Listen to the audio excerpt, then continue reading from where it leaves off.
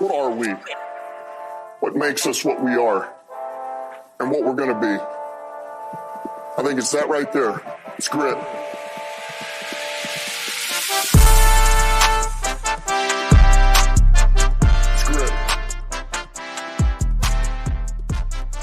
And we're back. Episode 7 of the All Grit podcast. We're all smiles here today on a Wednesday evening, 5:32 local time. Let's just introduce the whole crew we got today. You got your humble host, Caleb, also Adrian on my left. Hey, yo. And it's actually the Labra episode. We got Ivan, the original member that's too big time for us. He only can give us some half days every now and then to come on. No. We elevated him from the practice squad. Oh, that's I guess that's true. Yeah. We had a couple first rounders couldn't make it today, so we went deep on the bench. So welcome Ivan to the pod. How you feeling, bro? Great. Pleasure always to be on, but also pleasure to listen. Y'all doing good. Good. Good. Blessed. How's those Tigers doing, Adrian? Is this bottom of the top of the eighth? No, top of the eighth. Tigers up 3-0. Just 2 more innings. If they can shut them out, game over. Tigers win their first home playoff game in 11 years. So is that how long? We're kind of watching it in the background here as we're doing the pod. I thought it was 10 years and 4 days. Something like that. We just round up. I see what you're doing. Nice. Yeah, rounding up. All right. I was in middle school. That's great. Yeah, exactly. Yeah. But listen, enough of these Tigers. We're going to talk some Lions. We have an upcoming game this Sunday at 4:25 Eastern Standard Time. We're traveling down southwest to the Lone Star State, Dallas, Texas. So we're playing the Cowboys. So to start off, we wanted to have a Cowboy fan with us today. But apparently between Adrian's crew of Cowboy fans, my crew of Cowboy fans, and even Ivan's crew of Cowboy fans, we couldn't get one of those cowgirls to join the podcast today. MIA. They didn't want any, Adrian. They didn't want any of this. It's funny. I invited a couple, and no, I'm too busy this week. It's not going to work. Just a bunch of excuses. So then I was like, all right, well, text me quick text of your analysis. And they were all pretty much the same. We can get into that later in the pod, what they said. Yeah, I had one guy telling me that he was going to Egypt. I mean, who makes that stuff up? What? He better be sending videos and pictures to prove it. He's a Bethelite. He's like, I'm going off to another country. I'm like, yeah, man, they do anything not to talk about their Cowboys. Right. Anyways, we're talking Lions. We're talking Cowboys. So this week, like we mentioned, we're traveling to Dallas. I wanted to get your thoughts on Dallas's offense versus our defense. Mm-hmm. So I'm going to start with Adrian on all these questions, and then we can go to Ivan because he wasn't here for the walk around. But when it comes to their offense versus our defense, any thoughts on that, Adrian? What have you kind of dissected from that? What do you think we should look towards? Just doing a little of what you call research on YouTube. I only watched the Sunday night football game of Dallas to see what they're up to. Haven't really kept up, but I got some interesting feedback from Armando, straight out of Dallas. He lives in the Dallas area. Diehard fan, which I do respect, but he's a Dallas fan, so it's like, I don't know if it offsets. Anyhow, he says our offense is not good this year, and Dak's playing like trash. We have no running game, no creativity, opposite to what the Lions have on offense. Mm-hmm. That was his take on his own offense. And I mean, if we look at their running game, I mean, Ezekiel Elliott is on his last stint. Who else they got back there? That little guy from Kansas State. Dowdle. Yeah. Yeah. He's pretty much the starting running back right now. I really think that Detroit is going to immediately, pretty soon, maybe end of first quarter, second quarter, they're going to make this a one-dimensional game for the Cowboys. And it's going to turn into a passing game for them. Yeah, At that Go ahead. point, Hutch is going to eat. Hutch is going to eat. You're flipping the Ezekiel Elliott. Exactly. I'm glad you caught that. Yeah. So he's probably gonna celebrate with a little Ezekiel Elliott celebration there. Lions for the last 2 years have been top 5 rushing defense. I think they are still this year. When it comes to yardage from the running backs. If they can start with a 4-man front, and then they're going to have Anzalone back. They're going to have Campbell back. So there's your 6. Do you think we run 5 secondaries, like a kind of like a nickel, and just, they can't run between those 4. You have Reader, and you have McNeil right there. Mm-hmm. You got your linebackers for protection. I think they're going to run nickel and just pretty much double team Lamb all day. Yep. And then with Brian Branch back, they're pretty much confirming he'll be back for this game, which, man, I missed him.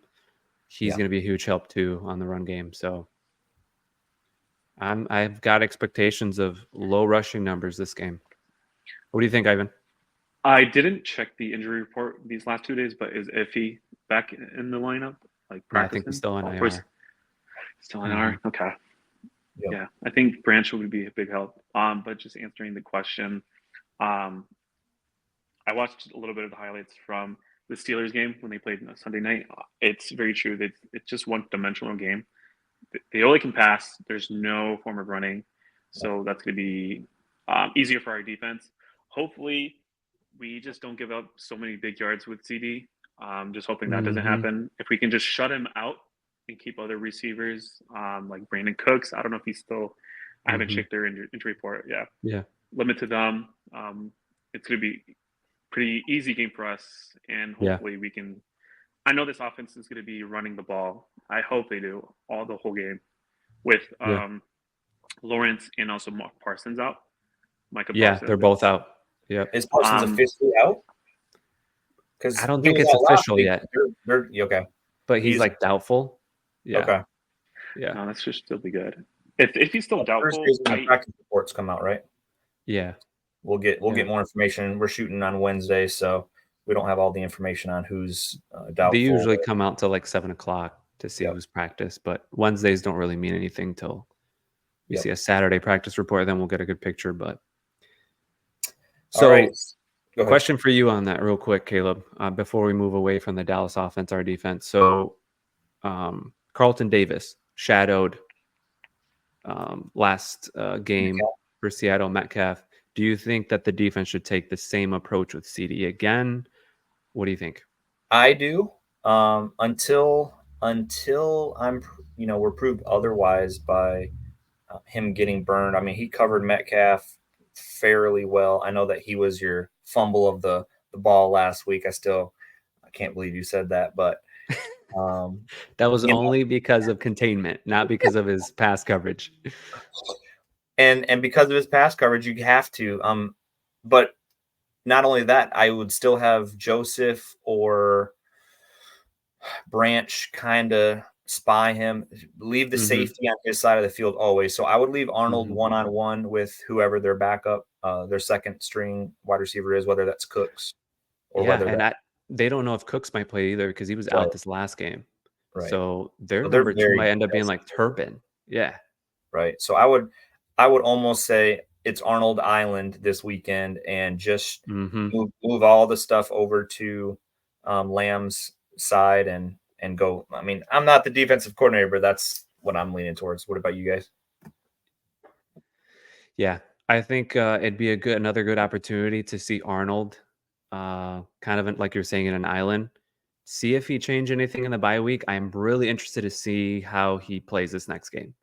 Yeah. With all the different penalties and stuff, like he might get a couple that the refs call, just whatever. It's a bad ref call that might happen. But I'm really curious to see if he's made any improvements on his hands. And those Zebras are going to be ready for Terrion Arnold in Dallas.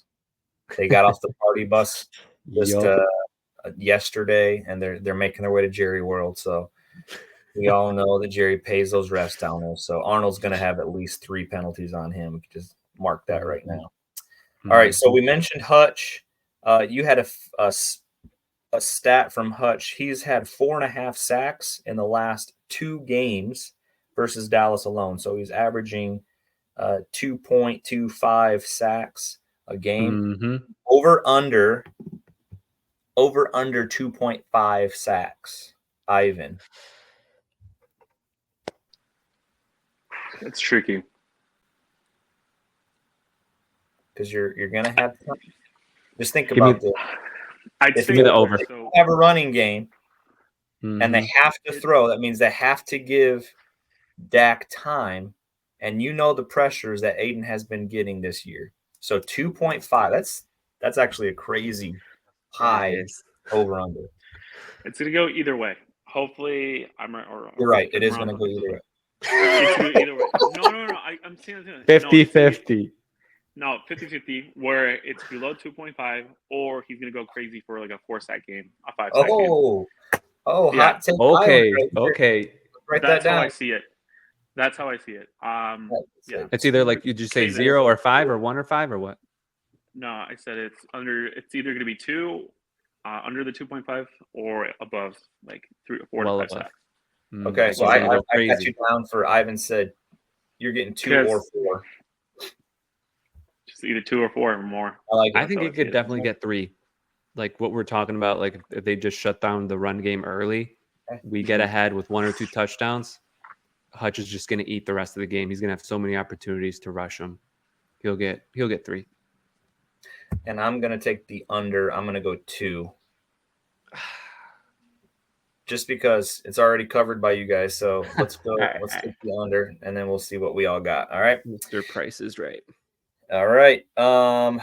Brian Branch potentially. No, he is coming back this week, so that's going to be huge. All right, let's go over to the other side of the ball. Our offense versus their defense. So start with Adrian. I mean, Dallas has been one of the better defenses for the last couple of years, but our offense is just now clicking. So what do you think? Detroit. And I want to say that Dallas's defense has gone downward this year without Dan Quinn. You know, Dan Quinn takes a coaching job with the Commanders, and they're in a new type of scheme. I don't know who their defensive coordinator is. Oh, Zimmer.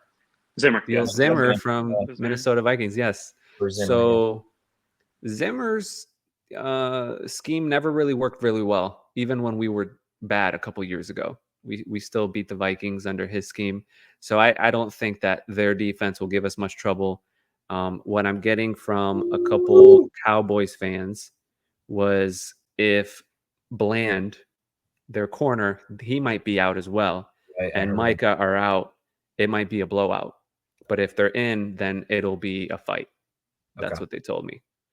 But it's probably not looking good for them. They'll have several second and third string guys playing. So with the bye week, dude, I feel pretty confident. I feel pretty comfortable going to this game. I know it sounds pretty arrogant, to say that, but they have so many injuries and we're just going to take advantage of it. It's simple as that. Ivan, your thoughts? I just feel like it's going to be a blowout. I hope it is. It's going to be just the best feeling. Just because of the injuries. Yeah, that's a major factor. Yeah. And that's going to be their major excused injuries. Like, it's the NFL. You have to have a good 69 man roster from top down, practice squad. But I'm going to make, here's a hot take. I can see. Can you run a hot take on the bottom, Adrian? Hot take. So Laporta could get up to 100 yards. Ooh. I feel like it's going to be a good, big game for Laporta. Probably 2 touchdowns. And I could see either, let's say this. Gibbs could do 2 to 3 touchdowns. And oh my God. That's how I'm seeing it. It's going to happen. He's like, Hutch 5 sacks, Gibbs 3 touchdowns. I love having Ivan on the pod. All right, if we were a betting man, that parlay would look insane. It's gonna be insane, but it's gonna Put down happen. $1 and you'll get like $5,000 if this works. All right, so look, we got Ivan with 2 or 4 sacks, right? We got Laporta 100 yards and 2 touchdowns, and Gibbs 2 to 3 touchdowns. Put it. And he said, lock it down. Lock me in, boy.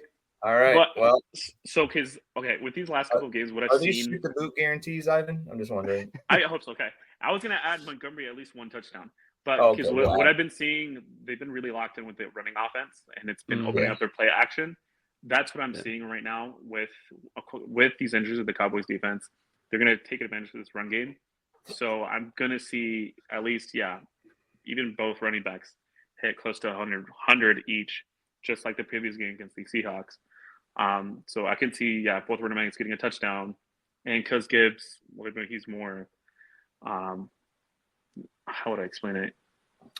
Just quicker. Agile. Agile. He's more agile. Like I could see him just having more explosive. Yes, twitchy, more explosive plays. Yeah. Okay, let me ask you something real quick, Ivan. So you've mentioned Gibbs, Monty, and Laporta. You have left out the 2 best receiving factors in Amon-Ra and J-Mo. So out of J-Mo and Amon-Ra, how many touchdowns are they getting? I just need to know, because I'm going to read this back to you on Sunday. Hey, I put it down as with a dub too. That's important. Okay. Yeah, that's okay. Okay. So these 3 players that I mentioned earlier before we talked about the wide receivers, I see them having more of a big game. But if we're gonna have the wide receivers, I could see J-Mo having at least 1 touchdown. Okay. And Amon-Ra. I don't know Amon-Ra. I just see him with the clutch yards. Okay. For the first downs. Okay, so you got 6 touchdowns. So we're scoring at least 42 points in Dallas. 40 burger. Blowout, so all right. And if that's a blowout, then we'll see. All right. So let's go down to a topic here. I like this one. Offense clicking. Can they carry that through the bye week? And we're going to ask Adrian about our 4th wide receiver named Tim Patrick over from Denver. You're liking him. What do you see in him that you like so much? So it wasn't just me. Like even popular generic shows on ESPN and Fox, they're highlighting Tim Patrick.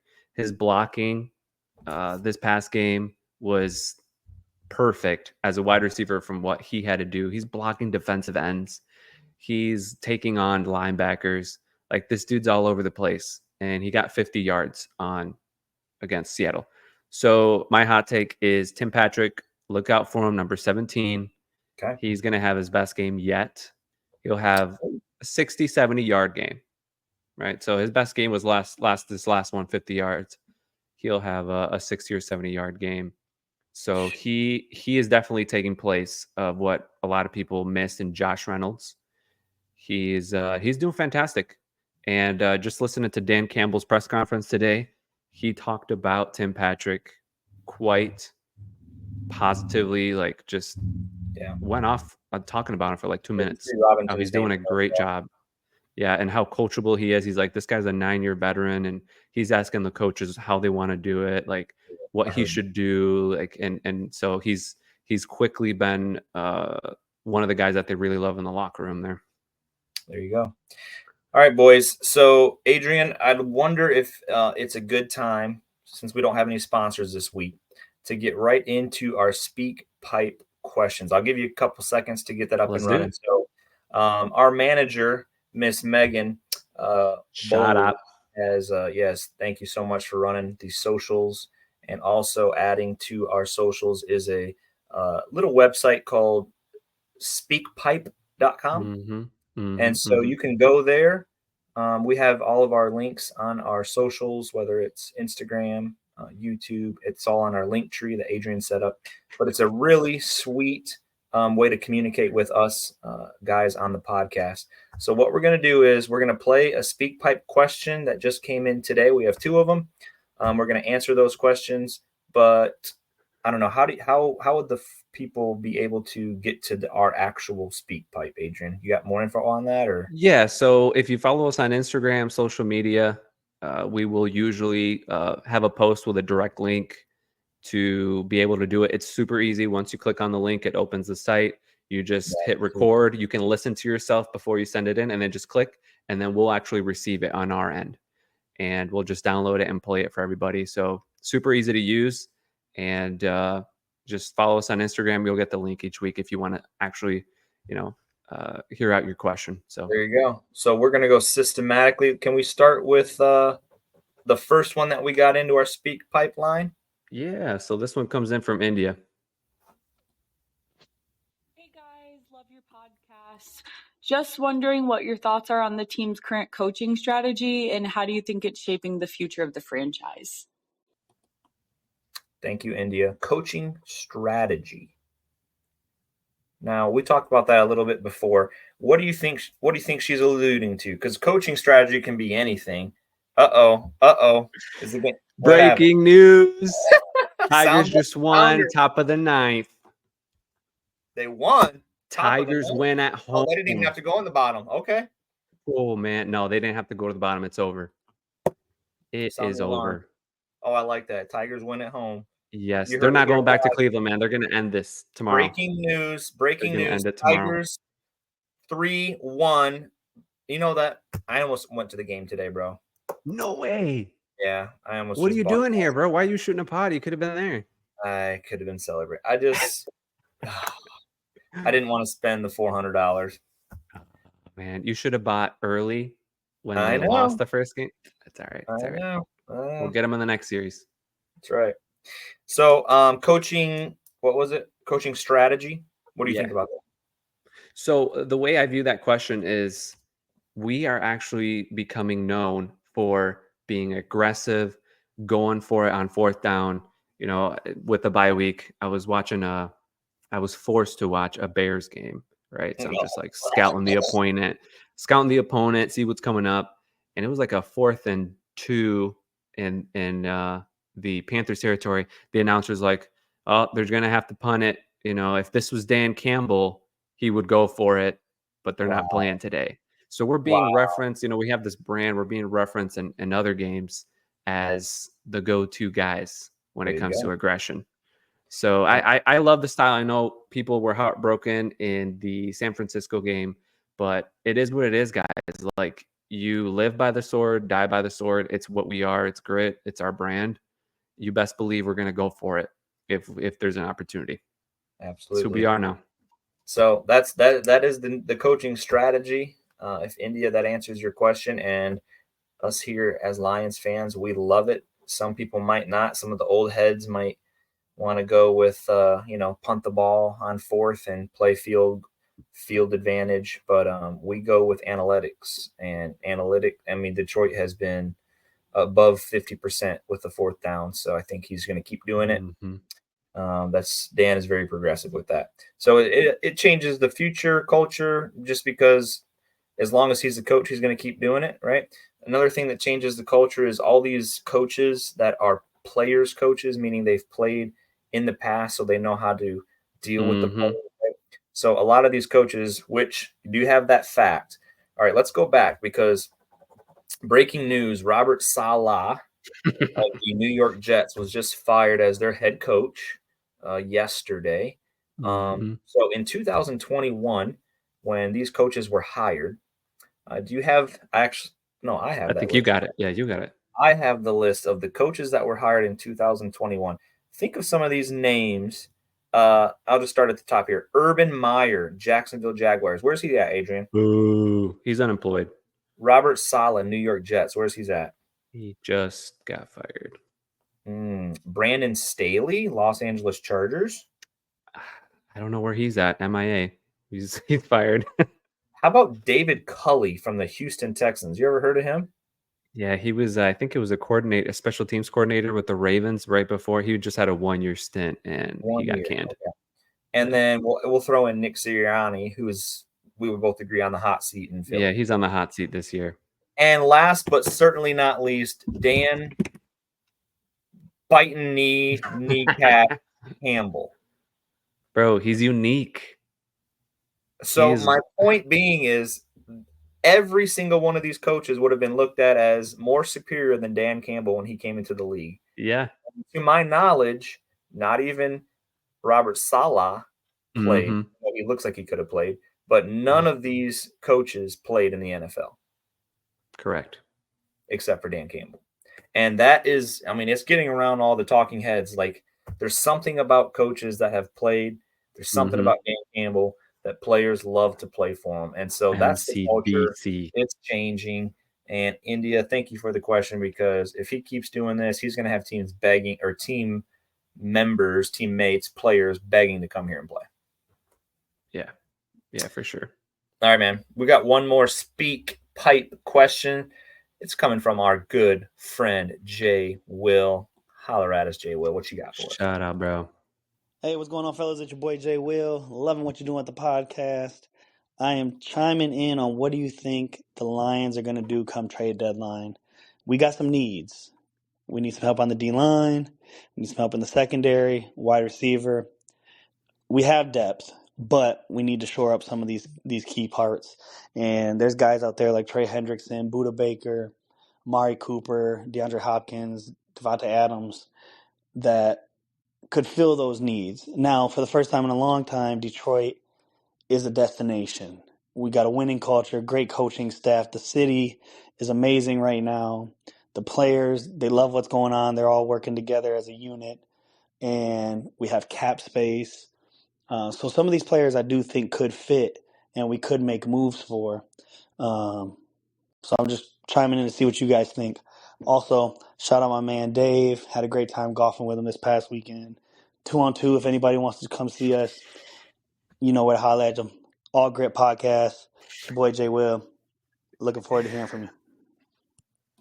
Hey. We're here first. Shout out to Dave. I'll take you on golf. You just name the place and time. My wife and I will take you on, buddy. All right. What do you think about that mess? Yeah, trades, man. It's gonna start moving. I know we already got trade rumors on Devontae Adams. He ain't coming here. He's not coming. What I would like to see, I would be really excited for an edge. Yeah. I would be really excited for an edge with Davenport out for the season, just being done. It'd be nice to have another guy on that side. But other than that, honestly, if we go through the trade deadline without getting a wide receiver, I'm okay, dude. I'm honestly okay. With Tim Patrick playing so well and Allen Robinson is still getting acclimated to the offense, I think we'll be fine. The one thing is bring in a new offensive player. Ben Johnson's plays, scheme, dude, it's complicated. It's complicated. It's a lot to learn and a lot to get that chemistry with Goff as well. So I could see if they don't trade for a wide receiver. I think that's the only thing that, would be nice icing on the cake for the offense, but I'm okay if they don't trade for anybody on the offense. But defense, I do want that edge. Interesting that you say that, because from Jay Will's comment there, I was kind of writing down a point that, or a aspect of the team that I agree with. And he threw out all kinds of stuff, but I absolutely agree with your take on that, Adrian. I wrote down D-line. There's got to be somebody. And honestly, here's what I'm thinking might happen. Couple different things. So Jets just fired they're at this point all in because they have to be. They know that Aaron Rodgers is running the thing, and Aaron Rodgers gets what he wants, whether they like it or not. So they will land Devontae Adams.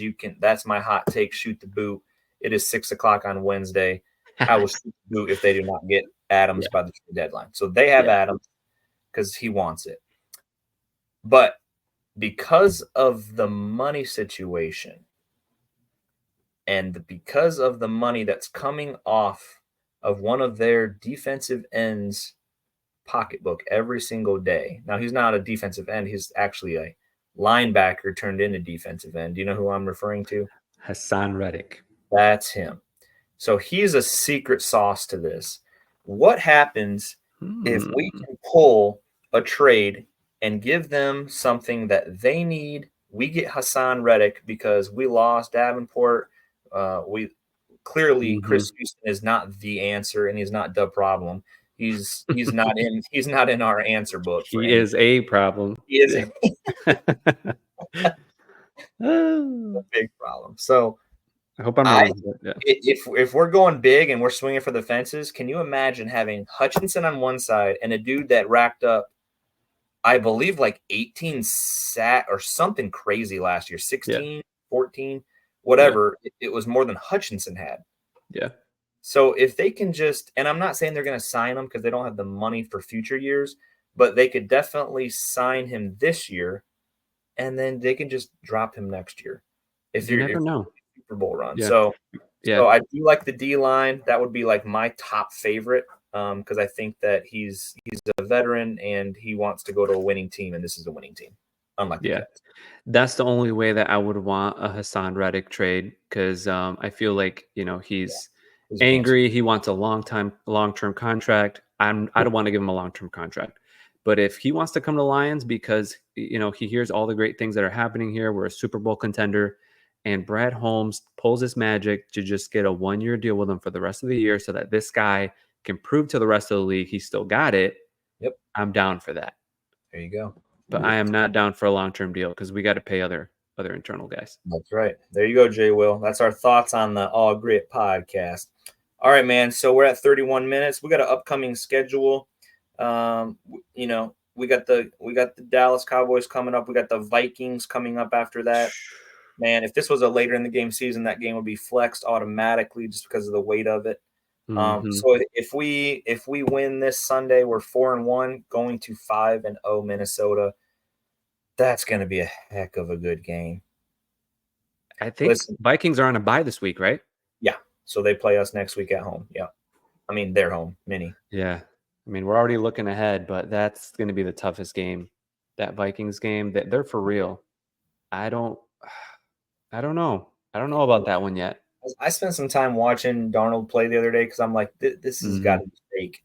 And I watched him dismantle the Packers. And I sat in my seat. I mean, it was 20, I believe it was 28-0 going into halftime or 28-3. And I just sat there like, this dude is for real. Yeah. And their defense is for real. And so we cannot take them lightly. So yeah. I mean, I sent you that meme where you put a quarterback in the right situation. Baker Mayfield, Geno Smith, now Darnold, like you put him in the right scheme, coaches, he could be a whole different player. And Jared Goff. Exactly. So yeah. I was laughing at the Vikings in the offseason, but now it's like, okay, well, I don't think they're like a 5-0 team. We're like best in the league, but they are a very, very stout team that we need to definitely respect. And going into that game is going to be tough. Yep. So let's get some quick predictions in here. Ivan is predicting 65-0. He kind of cut off a little early. Wilder left the building. We'll put him down at 65-0 Detroit. Adrian, your thoughts on a prediction? I think we'll have like a 38-20. Something kind of similar to the Seahawk game where our offense does pretty well. Defense does better than that game, though. So to put a prediction, 38-14. All right. We're pretty close. Oh, 38-14. Wow. Going to put a field goal in there. No, that's more than what I had. I had 35-21.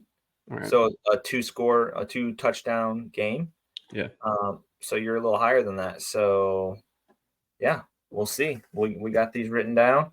I'm at 35-21, and this is crazy that, like you said, we don't want to be cocky going into Dallas, but they're hitting the injury bug right now, and we're coming out of the injury bug. So we're getting Frank Ragnow back, we're getting Branch back. Tim Patrick, like you said, he's there to back up all of our wide receivers. I mean, we're just healthy, man. We're so healthy. Yeah. So it's going to be a good game. All right, man.